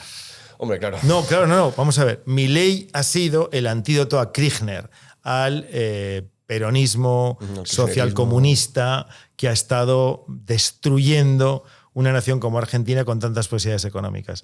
Argentina en 1900, según las expectativas de los economistas, podía haber sido el primer país en 20 años del mundo en PIB. Pero bueno, pasó lo que pasó. Aparecieron los políticos estos montoneros y montaron un lío espectacular. Es que yo no quiero que España termine siendo la España de Kirchner, de Sánchez. Tenemos que intentar dentro de 2 años que no caigamos así. Y entonces, si no hay Kirchner, no hará falta Milei. ¿De acuerdo? Vamos a ver si conseguimos reenfocar la situación política y económica de España, que gane mi partido, que espero que gane, que haga aquello que tiene que hacer, que espero que lo haga, y que no tengamos que llegar a una situación tan compleja, tan límite, tan extraordinaria y tan radical como la que estamos viendo en Argentina. Pero Milei es producto de Kirchner y producto del peronismo. Nosotros vamos a intentar que lo que sea el cambio político al socialcomunismo que nos gobierna llegue antes de que tenga que ser una acción radical política la que suplante o mejore o solucione la tragedia creada por el socialcomunismo. Pero en el fondo, ¿qué quiere el socialcomunismo? Que en la derecha haya radicalidad. Cada vez que el socialcomunismo toma una decisión, no está pensando en los suyos. Está pensando en seguir alimentando a la radicalidad derecha para que el centro-derecha no se vuelva a unir. En el año 11, el PP tuvo 11 millones de votos. En el año 15, PP y Ciudadanos 11 millones de votos. En el año 19, PP, Ciudadanos y Vox 11 millones de votos. En el año 23, PP y Vox 11 millones de votos. ¿Os dais cuenta? ¿A quién le conviene la destrucción de la unidad de un proyecto político como el Partido Popular? A quienes pretenden continuar gobernando, imposibilitando que haya un gobierno de mayoría absoluta en el centro derecha y al final lo haya en esta suma extraña de todo el mundo dando vueltas alrededor del presidente del Pero gobierno. seguro que tú en tu interior habrás, lógicamente conoces la política, has estado dentro muchísimos años, has estado viviendo la política, en tu día a día, tu vida. Puedes decir, seguro, algo que tuvieras una vez dentro que es mejorable, que digas, ostras, si tuviera yo la capacidad... Bueno, lo intenté. Los colegios, los hospitales, las carreteras, los equipamientos. No, pero no tanto del sistema en sí, no tanto de todas las mejoras que se puede hacer. Vuelvo a repetirte. Del control, quizás, es que en aquella época se hacían colegios, 400, hospitales, 13, carreteras, autovías, aeropuertos, puertos, equipamientos, paseos marítimos, había políticas sociales, residencias para la tercera edad, que nosotros multiplicamos por 60 el número de plazas en mi época de presidente. Invertimos 16.000 millones de euros en 8 años. 16.000 millones de euros en inversión productiva en la Comunidad Valenciana en la época que he estado. Claro que sí. Mejorar la vida de la gente. Tú dices, del funcionamiento interno de la vida política. Sí. Hombre, todo es mejorable. Yo, por ejemplo, puse... Porque... Un ejemplo que tuvieras que decir, ostras, esto una vez si tengo la capacidad lo mejoraría o creo que la gente valoraría, porque alguien de dentro tiene que decir, señores... Fíjate, la organización del gobierno, como fui secretario de Estado con Aznar, me traje a Valencia una figura que se llama secretarios autonómicos, la comisión de secretarios y subsecretarios, que se reunían 48 horas antes de que comenzara el gobierno, y bueno, pues aquello desmenuzaba muy mucho todo aquello que luego se tenía que decidir. Llevan suerte también de análisis, de transparencia, de fiscalización del buen funcionamiento de las cosas. Con la crisis de Lehman Brothers and Company, todo aquello que ocurrió, por ejemplo, rebajé el número de consellerías a 10, por ejemplo, hicimos desaparecer muchos organismos públicos que eran innecesarios y por lo tanto fuimos recortando el peso de la economía del gasto en organismos públicos por parte de la administración. Por ejemplo, concentré en 4 edificios todos los departamentos de las consellerías y así nos quitamos de en medio alquileres, enajenamos edificios que no eran, digamos, patrimonio histórico, porque algunos edificios no se pueden enajenar porque son palacios, etcétera. Pero bueno, por ejemplo, edificios que teníamos que perfectamente podían servir para otros menesteres. De hecho, de un edificio extraordinario que se convirtió en residencial, salió el pago de la Ciudad de la Justicia, que ha sido un ejemplo de concentración de juzgados, etcétera, para el mejor funcionamiento de la justicia en la Comunidad Valenciana. Bueno, tomamos muchas decisiones del buen funcionamiento porque siempre se puede mejorar, en rebajar el gasto de la luz, rebajar el gasto de no sé cuántos, etcétera, ¿no? Mejorar el funcionamiento de la administración, estar más cerca del ciudadano. Y en términos parlamentarios, me traje de la Cámara de los Comunes una cosa que se llama Question Time. No solo había unas preguntas previstas, esto no sé si lo sabéis, por ejemplo, control al gobierno, en este caso, control al Consell. Pues era los miércoles, creo que era los miércoles cuando yo era presidente de la Generalitat, no sé qué día es, pero yo creo que era los miércoles, o el martes o el miércoles, porque los viernes era el gobierno, pues posiblemente el miércoles. Llegaba yo a las 4 de la tarde, ¿Empezabas a trabajar a las 4 de la tarde? No, es no, broma, es broma. Al Parlamento. ¿No? Yo nunca dejé de trabajar cuando era presidente. Nunca he dejado de trabajar, de hecho, jamás. De hecho, los sábados y domingos siempre me llenaba cosas. Porque como vengo de una pequeña empresa, la pequeña empresa trabaja mañana, tarde y noche, de lunes a domingo, Semana Santa, jueves, viernes, sábado santo y domingo de resurrección. He trabajado. Y el lunes de Pascua en Valencia es fiesta, también he trabajado. Lo tengo a gala. Ahí trabajamos todos los días todos. En casa se ha trabajado siempre, permanentemente. Sí, es habitual. Porque sí.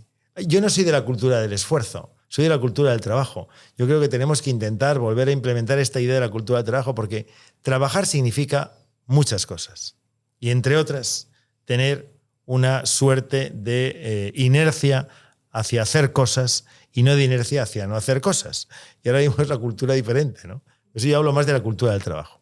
Bueno, pues entonces, cuando iba al Parlamento, se hacen las preguntas que te llegan y luego contestas. Entonces me pareció que era todavía mucho más democrático y le daba mucha más vida al Parlamento traer una cosa que se llama la question time, y es que los parlamentarios, en el Reino Unido los parlamentarios son elegidos personalmente porque las circunscripciones son uninominales, que esa es mi tesis doctoral, es sobre las circunscripciones uninominales implementadas en España. La verdad es que me quedó bastante bien el trabajo, tuve cum laude y además hice el reparto de los 250 escaños por los 350 territorios geográficamente bien establecidos por todo el país. Pero en cualquier caso, entonces que cualquier diputado se puede levantar de la Cámara de los Comunes y preguntarle al primer ministro aquello que era conveniente. Una question time.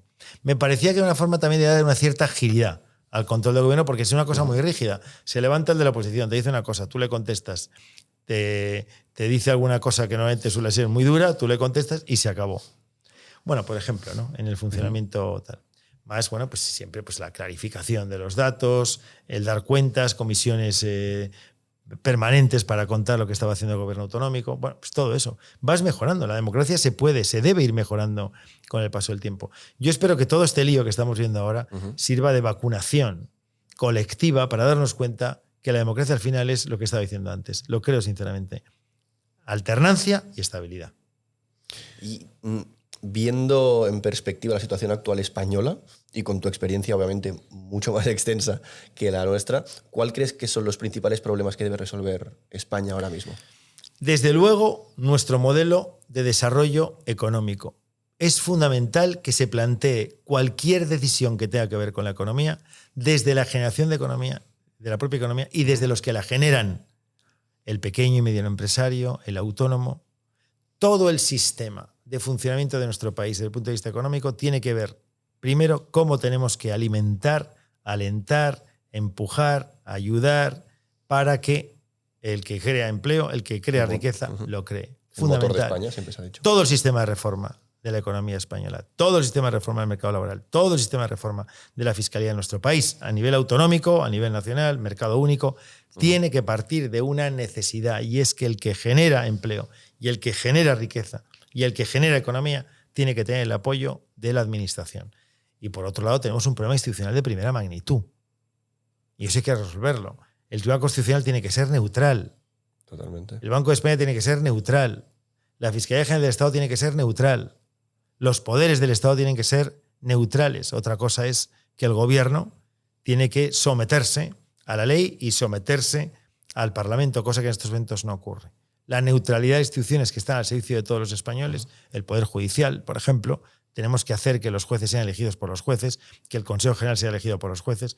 Me parece que tenemos que volver de nuevo a las leyes pre-83-84, que es cuando lo modificó el Partido Socialista de González y de Alfonso Guerra, volver a la elección directa del Consejo General del Partido de los Jueces y que no haya corrientes ni conservadores ni progresistas, que los jueces que llegan sean por mérito y por capacidad y que demuestren además una trayectoria intachable como jueces y una cantidad de sentencias puestas que no fueron nunca rebatidas por la instancia superior, sino que fueron, en todo caso, aprobadas o refrendadas.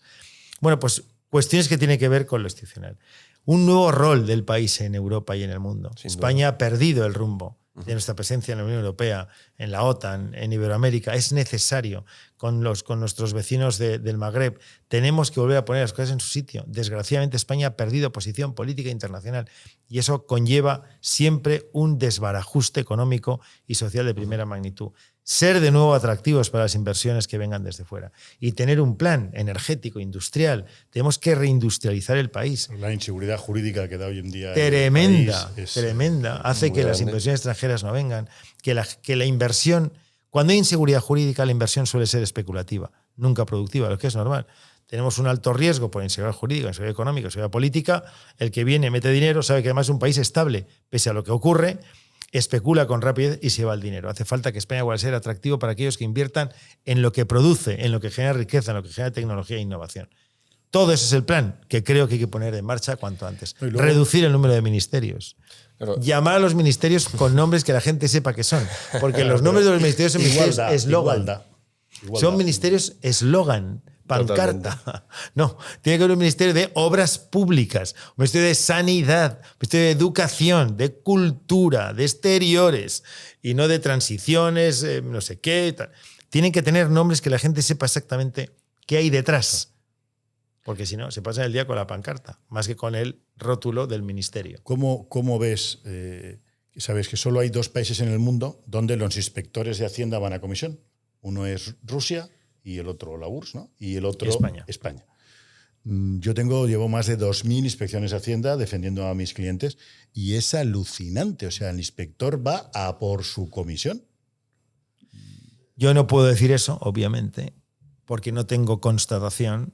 Tú lo haces desde el campo de la experiencia práctica. Yo no tengo, yo conozco inspectores de Hacienda, incluso algún familiar mío lo es y le tengo el máximo respeto y el máximo cariño del mundo.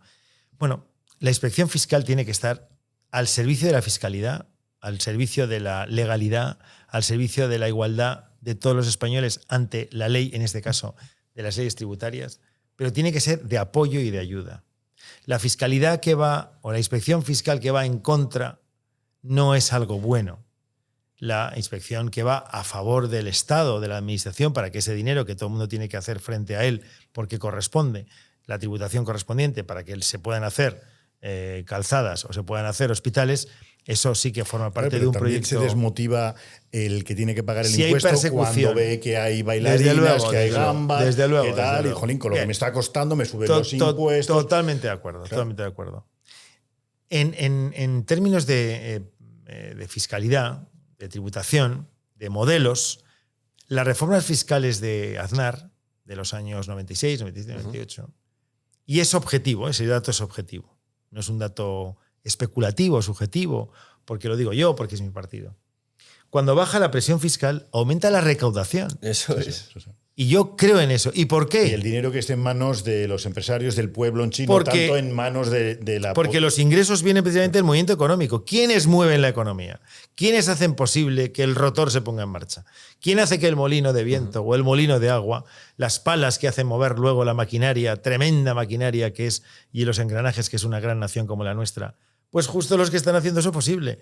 ¿Y qué ocurre? Que si yo bajo la presión fiscal, la gente tiene menos miedo porque baja la presión fiscal, tiene más capacidad de poder invertir, tiene más capacidad de poder comprar y vender, tiene más capacidad de poner en marcha proyectos. El 90% de empresarios seguirían creciendo si tuvieran menos miedo. Desde menos luego. Incertidumbre. Hay que quitarle el miedo, muy bien, y la incertidumbre, muy bien, y la seguridad jurídica, muy bien. Y la sensación de que estamos perseguidos, muy bien. Y un Estado social comunista persigue, y un Estado liberal apoya. Esta es la diferencia entre unos y otros. Y que cada vez este Estado, si mal no tengo los datos, me corriges, este año pasado fue el que más recaudó y el Estado sigue creciendo. Cada vez más, recauda más, crece más, y estamos hablando de que las empresas son el motor del país, pero cada vez el Estado es más grande. El desbalance está empezando a ser muy peligroso, como bien sabéis. Sí, es un pre-Venezuela. Claro, porque al final un comunista, por ejemplo, de Podemos o Sumar, y un socialista radical enloquecido de la montaña, no de la montaña, digamos, de los Pirineos, que es un sitio muy agradable, digo de la montaña en términos de la Revolución Francesa, que se le llamaban los de la montaña, los que estaban arriba, en la Revolución, en la Asamblea Francesa, el tercer estado. Bueno, una persona radical de izquierdas no cree en la economía de mercado, no cree en la propiedad privada, no cree en la libertad de empresa, no cree en la libertad del individuo, no cree en la libertad de elección. Cuando nos gobiernan quienes no creen en el sistema, que es el que da prosperidad, bienestar, igualdad de oportunidades, bien, pero todo deja de funcionar. Y esa es la cuestión. ¿Y por qué han ganado votos? Quizás porque... No han ganado votos. Os repito. Año 11 millones de votos. Sí, pero hay más gente, ¿no? Para votar. Pero no ha ganado por mayoría absoluta. Bueno, ya no ha ganado por mayoría absoluta. Pero repito, de hecho ganamos en el 23. Repito que esto es importante que se diga una y otra vez. Yo no paro de decirlo. Año 11 millones de votos, mayoría absoluta. Año 15, Partido Popular Ciudadanos, 11 millones de votos. Se pierde la mayoría absoluta, mayoría relativa. Año 19, 3 partidos. Perdemos incluso la mayoría relativa. Año 23, 2 partidos, 11 millones de votos. Volvemos a ganar la mayoría relativa. Aquí no hay más cera que la que arde. Y aquí esta expresión tan castiza viene, creo que como anillo al dedo. La cera que arde son 11 millones de personas que votamos una misma idea de libertad, de democracia, de Constitución y de España. Independientemente de las distintas sensibilidades que pueda haber. Una sensibilidad más conservadora, más liberal, más reformista, más humanista cristiana, más regionalista, más nacionalista, moderado, más de aquí, más de allá, más de acullá. Pero 11 millones de personas en España votamos exactamente lo mismo. Tenemos que volver a votar todos a lo mismo para que ese proyecto político gane por mayoría absoluta. Y luego la sociedad civil tiene que rearmarse. Y luego la sociedad civil tiene que tener, durante los 4 años de gobiernos, aparte de la oposición, seguir diciéndole al gobierno qué cosas creen que no están funcionando bien. Interlocuciones potentes para que personas, por ejemplo, que en tu mundo puedan sentarse delante del ministro de Economía y decirle, oye, vamos a ver, esto no puede ser, esto no puede funcionar. Y los de los sectores productivos agrícolas, del campo, sentarse con el ministro de Agricultura y decir, vamos a ver, lo que estás haciendo con la PAC no tiene ningún sentido, tienes que ir ahí con fuerza y defenderlo. ¿Quién es el interlocutor del ministro de Agricultura para que se vaya a defender los intereses de la agricultura española en Bruselas? Nadie. No hay nadie. Tampoco nadie sabe quién es el ministro. Es que estamos viendo una época tan curiosa en donde nadie sabe quién es ministro de qué. Sí, sí.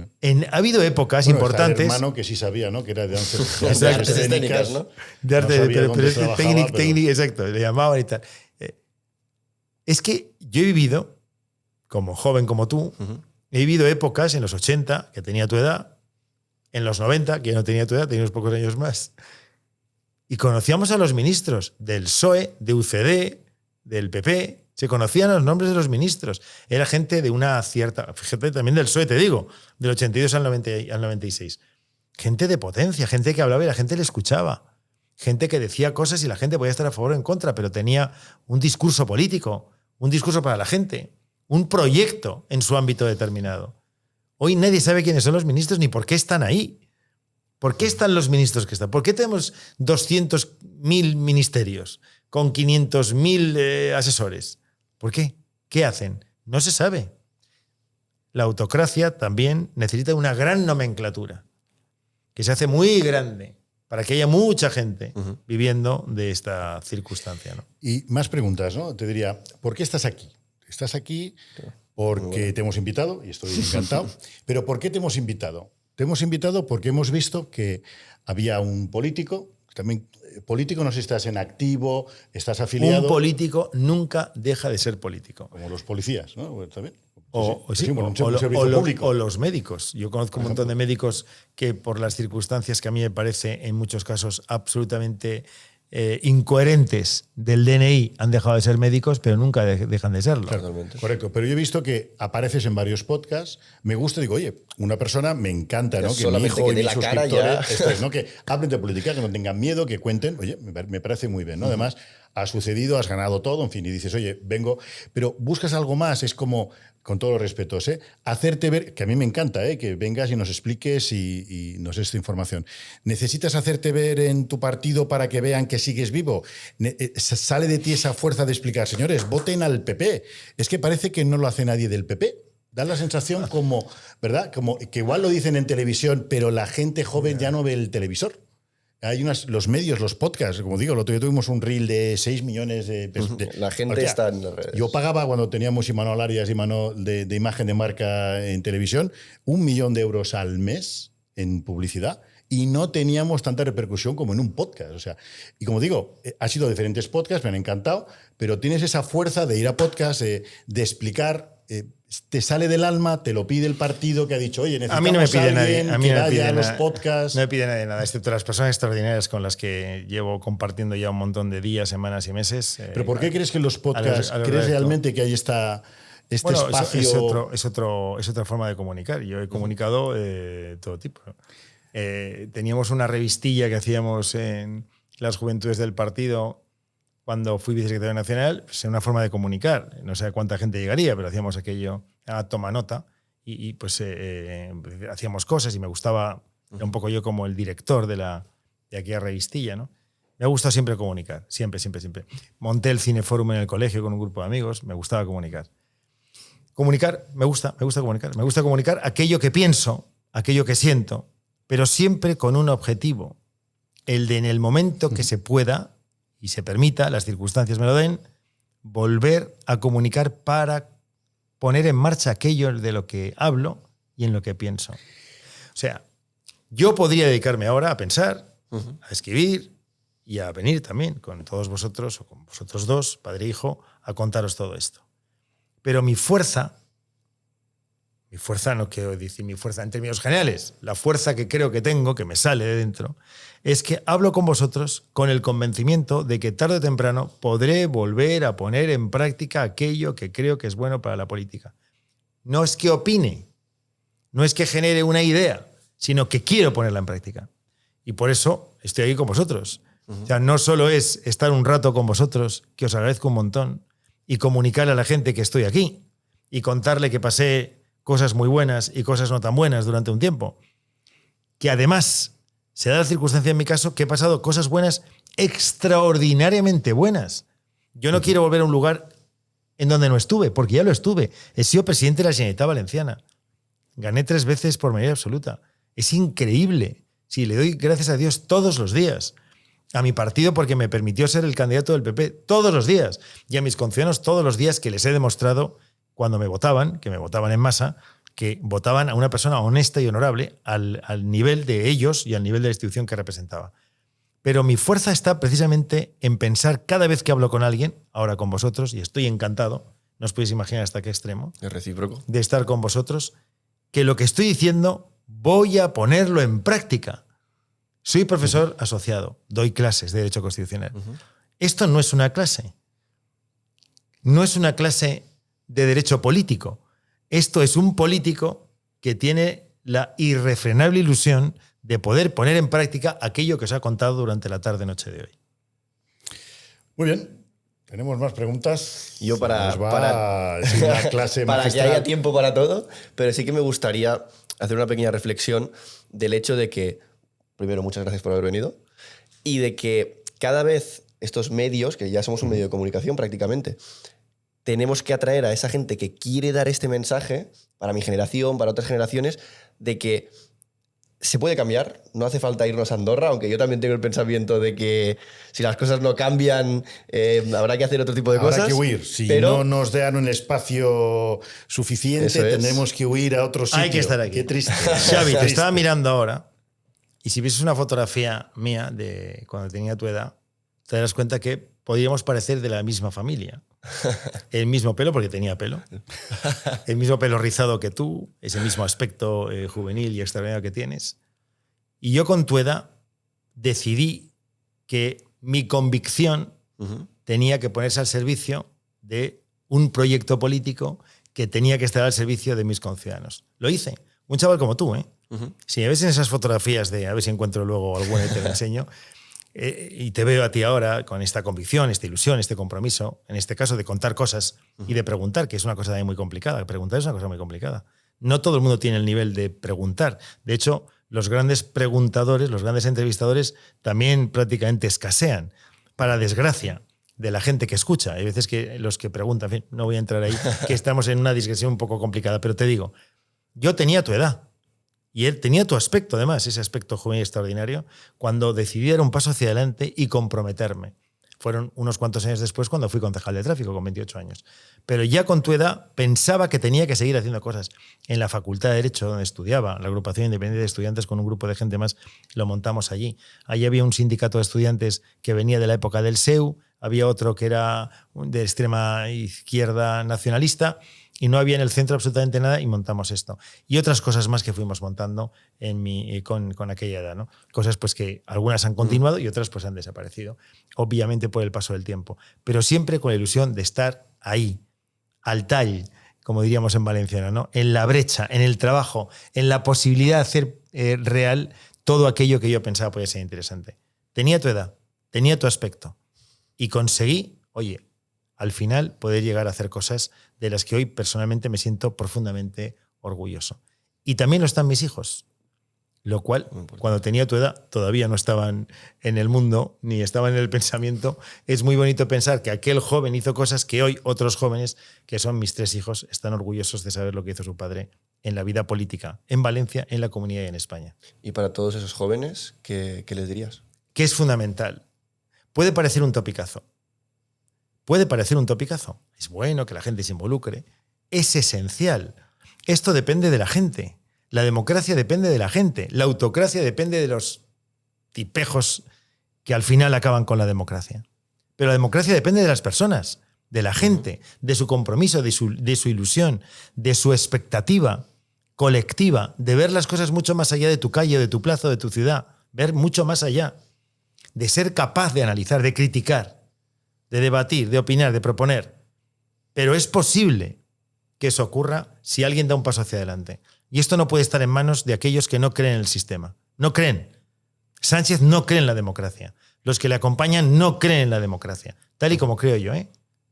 La democracia de verdad. la democracia de la gente, la democracia que hace posible todos los días.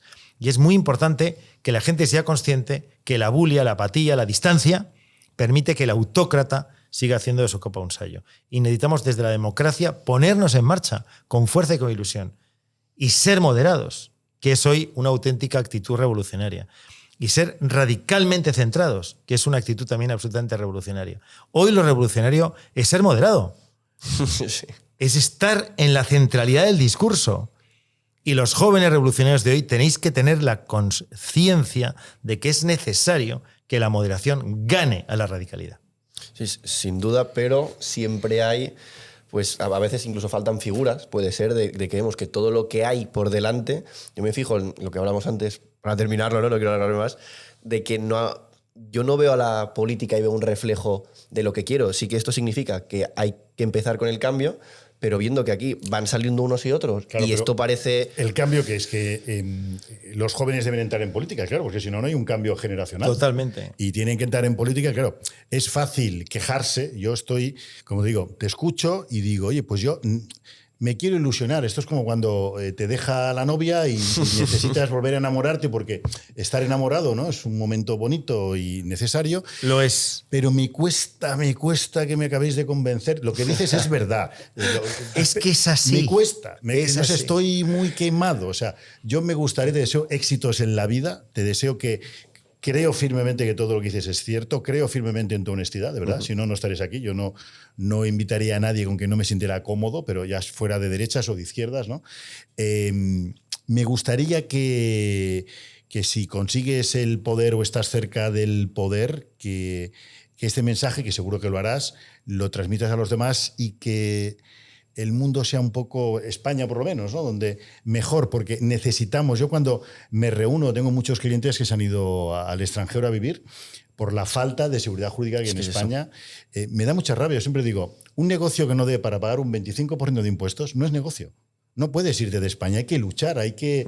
Pero claro, a veces se te quitan las ganas cuando ves lo que ves y luego ves a tu partido actual que, con todos los respetos, pues nos da la sensación que como que ya está bien, es decir, falta un poquito de... Y cuando oyes un político, lo que me da mucha rabia es que oyes un político y en lugar de hablar de qué cambiaría, como tú muy bien has explicado, casi que el argumento 80% es lo mal que lo hace el otro, sí. y tú más, y dices, pero oye, partido de tenis. ¿Por qué no viene alguien a explicar, oiga, esto está mal y yo creo hay que crear esto? No, todo el mundo hace al tenis, como bien decías, ¿no? A ti que te gusta el tenis, ¿no? Y tenemos amigos comunes que jugáis al tenis, entonces me decían, oye, pues yo juego al tenis, mi mujer juega al tenis con él y al pádel. Bueno, pues, como decíamos, alguien que explique lo que hay que hacer y no tanto tirar la pelota al bando contrario y hablar de lo mal que lo hace Sánchez. Claro que lo hace mal Sánchez. Y cuando estaba el PP era más fácil juzgar lo que hacía el PP, porque claro, se juzga lo que están haciendo. Yo de verdad, me ha encantado que hayas venido y deseo de corazón que entre todos los que estáis en política ayudéis de verdad, porque necesitamos políticos de calidad. Y estamos muy quemados con lo que vemos. Luego, que hace falta un cambio indiscutible. Que el cambio que hace falta, creo, desde mi humilde opinión, que no tiene que venir de partidos cercanos a los que hay ahora. Entiendo que el cambio tiene que ser radical. Pero cuando volváis al poder, no sé explicarlo. No os olvidéis de nosotros. Ya, es que os necesitamos. Es que no es broma. Es que necesitamos a alguien sí. que de verdad nos ayude a todos a seguir adelante, ¿no? No puede caer en saco roto todo lo que estamos comentando, completamente de acuerdo. No estamos ante un cambio de gobierno, estamos ante un cambio de sistema. O sea, la tragedia hoy de España es que el que está gobernando no está en un cambio de gobierno, está en un cambio de sistema. Tenemos que volver al sistema democrático, al sistema de libertad, de seguridad jurídica, de un funcionamiento normal de las cosas, de la neutralidad de instituciones que están al servicio de todos los españoles, de la propia idea de la Constitución y los constituyentes cuando la pusieron en marcha y la aprobaron. Todo eso es lo que tenemos que intentar recuperar. Tenemos que recuperar nuestro sistema democrático, nuestro sistema de libertades, nuestro sistema de seguridad, de tranquilidad, de normalidad, de un modelo de convivencia que nos dimos que hacía que todo fuese posible para bien y que todo funcionase bien, tanto lo físico y lo material como desde el punto de vista de lo que es el proyecto colectivo de la nación. Y eso es muy importante, por eso no caer en saco roto, estoy completamente convencido. Y si Dios quiere, y mi partido también, tengo la posibilidad de poder ejercer en algún lugar esto que estoy contándoos en la tarde-noche de hoy, podréis ver que lo haré. Seguro. Te seguiremos de cerca. Sin duda. Muchísimas gracias por haber venido. Encantado Gracias. que estés con nosotros. Pues nada, ¿verdad? Buenísimo. Un programa más. Nos vemos, no olvidéis suscribiros permanentemente, escribir. Hoy pueden haber haters. Bueno, que comenten también, que comenten, que queremos saber la opinión de todo el mundo. Que nos cuenten qué os ha parecido el podcast de hoy. Y como siempre, nos veremos el próximo jueves. Que muy bien, chicos y chicas. Hasta luego.